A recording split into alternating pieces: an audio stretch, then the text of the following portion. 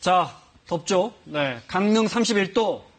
그런데 낮 최고 기온이 아니고 밤 최저 기온입니다.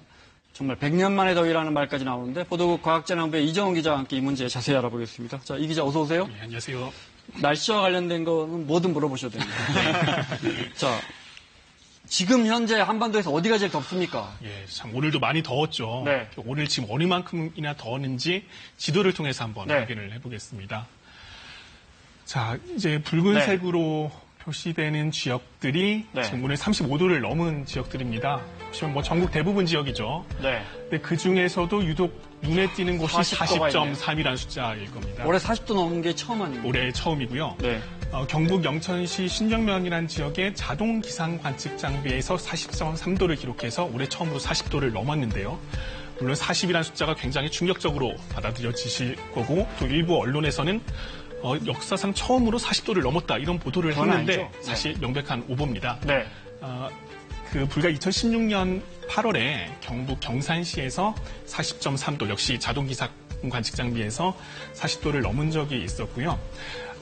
공식 기상 관측 기록은 대구에서 기록한 1942년도에 40.0도가 관측사상 최고 기록입니다. 40.0도? 0도입니다. 그게 관측사상 최고 기록인데 오늘 네. 그럼 40.3도는 뭐냐? 네. 이거는 자동 관측 장비. 그래서 비공식 기록이고요. 네. 사실 이 자동 관측 장비들이 정비된 게 몇 년이 안 됐습니다. 네. 그래서 물론 어떻게 보면 역대 최고이긴 한데 이 역대라는 게 비공식이군요. 비공식이고 몇 년밖에 안 된 기록이어서 네.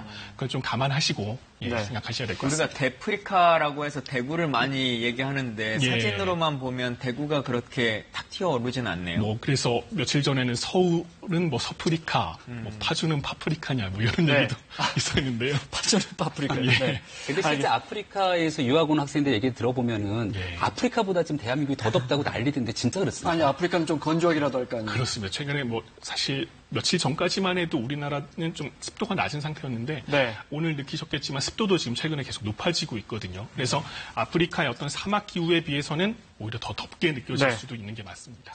자, 이러다 보니 이런 일까지 생깁니다. 네, 사진 보겠습니다. 이거는 전주의 한 도로 위에 베이컨이 있는지 봤더니 있더랍니다. 네. 요즘 같으면 익을 것 같습니다, 진짜. 다음 거 볼까요? 이거는 뭐 흔히 아는 실험입니다.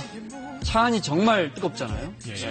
후라이가 절반이 뭡니까? 80도까지도 대시보드 같은 경우는 올라간다고. 대시보드, 예. 네. 80도까지 올라간다고요? 예. 네. 11시간 방치. 이거는 초콜릿인데, 네. 잘못 놔두면 저렇게 됩니다. 네. 다음 거 볼까요? 이거 뭐 같으세요? 김 교수, 이거 뭐 같으세요? 가래떡이요. 가래떡입니다. 가래떡이 아니고, 촛대입니다, 촛대. 초가 뜨거워가지고. 네. 다음 사진 보겠습니다. 이거는 우리 막내 작가 손입니다.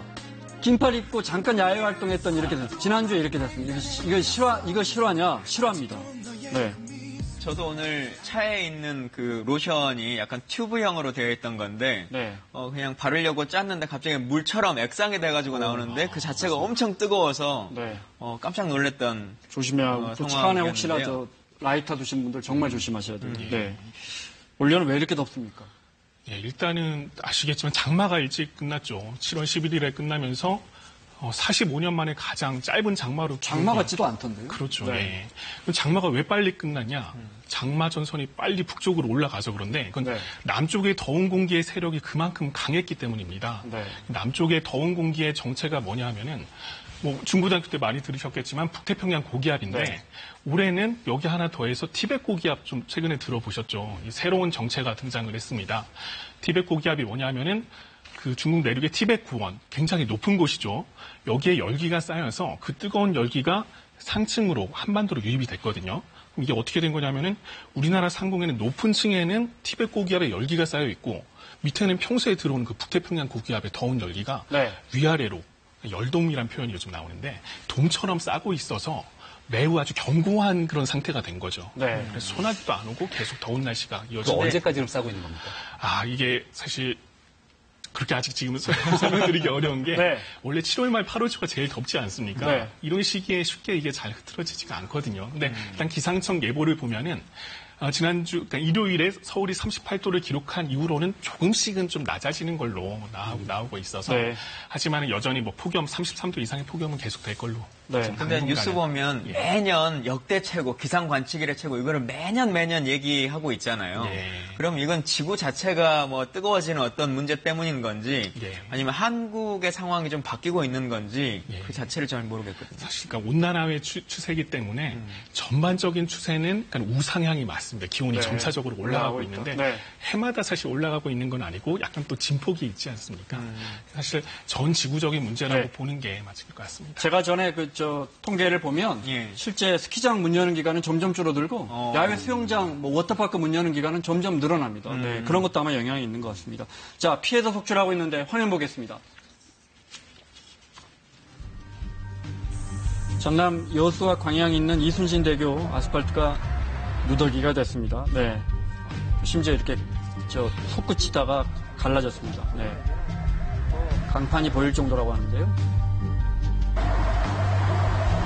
원래 이순신대교는 부실공사로 유명한 곳입니다.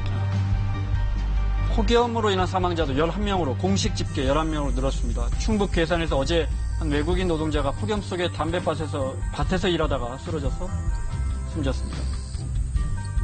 모자를 쓰고 해야 되는데 모자도 안 쓰고 하니까 더. 물론 찜통더위 견디기 힘든 건 사람뿐만이 아니고요. 잡아요. 죽는다고 카오잖아, 더워가. 아이고, 더워라, 하고 있네. 그 더위를 묻게 되면 사단이 돼요. 새끼가 다 그걸 나오는 거죠. 계속 악순환.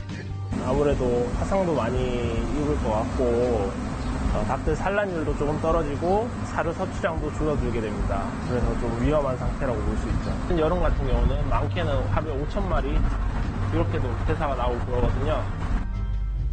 전남 한평에서는 무더위로 바닷수온이 상승하면서 돌돔 수만 마리가 떼죽음을 당하기도 했고요. 저 화면이 이틀 전인가 그래요, 이 기자. 예. 그때 제가 뉴스 보면서 양식장 어민분이 이거 며칠만 더 비 안 오면 다 죽을 것 같다 그랬거든요. 비 언제 옵니까? 참 시원한 비 소식을 전해드리면 좋겠는데 네. 안타깝게도 당분간 큰 비 소식이 없습니다. 네. 일단 내일하고 모레 경기 북부와 강원 영서 북부, 그러니까 전국에서 아주 일부 지역이죠. 여기엔 5mm 정도의 약간의 비가 예보가 돼 있는데 네.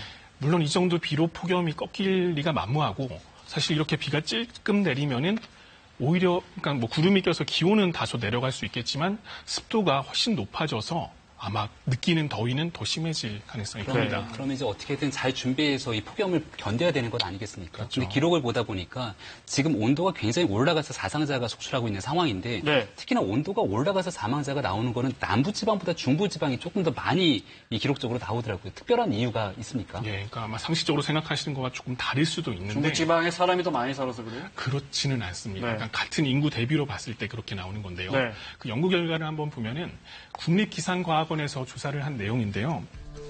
기온에 따라서 평소보다 얼마나 많은 사람이 사망하는지, 즉 초과 사망자를 조사한 연구 결과를 발표했습니다. 보시면은 기온이 30도를 넘어서면서부터, 그러니까 보시면 세로축이 0을 넘어서기 네. 시작하죠. 초과 사망자가 발생하기 시작하는데 이후에 증가폭을 보시면은 인천이나 서울, 대전, 중부지방 도시들이죠. 부산이나 광주, 대구 같은 남부지방의 도시들에 비해서 상승폭이 월등히 큽니다.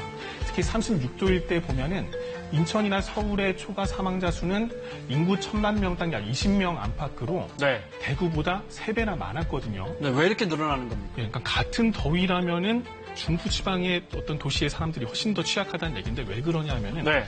남부지방의 대구나 이런 도시들은 이 정도의 폭염에 상대적으로 익숙해서 적응이 많이 돼 있습니다. 근데 네. 서울같이 평소에 덜 더운 도시들은 이런 폭염들은 상대적으로 덜 익숙하기 때문에 이 정도 폭염이 닥치면은 그만큼 더 많은 네. 피해를 볼 수 있다는 거죠. 네. 근데 사실 이렇게 사망자가 발생할 정도의 상황이 되니까 정부에서도 이 더위라고 하는 폭염이라고 하는 네. 것도 재난으로 인정하자라고 하는 논의를 한다라고 하던데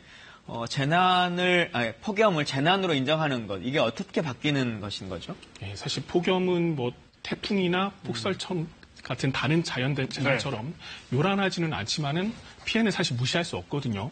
올해 5년 질환자가 벌써 1,200명에 육박하고요.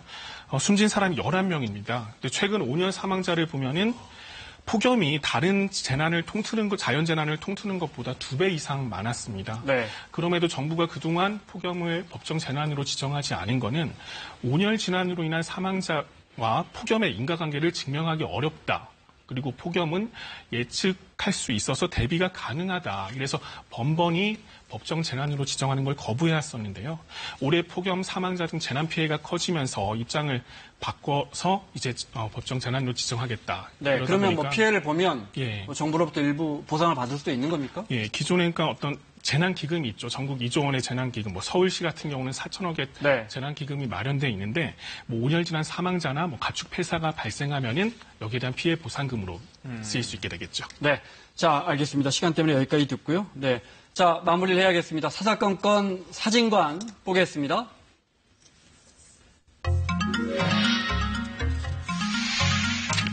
자, 오늘 사진관은 고 노회찬 의원으로 사진으로 준비했습니다. 한 마디씩, 우리 평론가분들 한 마디씩 듣고 마무리하겠습니다. 네. 담대한 진보 정치의 외길을 굉장히 오랜 기간 동안 그 힘든 길을 걸어왔던 노회찬 의원인 것 같습니다. 아마 많은 국민들이 추모하고 오래 기억할 것 같습니다. 부디 영면하기를 기원드립니다. 예, 저도 직업 정치인으로 참 많은 생각을 했었는데요. 그분이 이루고자 하셨던 일들, 남아있는 사람들이 함께 잘 이루었으면 좋겠다는 생각이 듭니다. 편히 네. 하십시오. 앞서 말씀하신 것처럼 법안을 7년 동안 120개나 예. 네, 하나도 안 낸 의원도 있는데 마지막 법안은 특활비 받지 말자는 그런 법안이었습니다. 자, 사사건건 마치겠습니다. 김광진 전 의원, 김병민 교수 그리고 이정훈 기자 수고하셨고요. 사사건건 내일은 안민석, 황영철 의원과 돌아오겠습니다. 고맙습니다.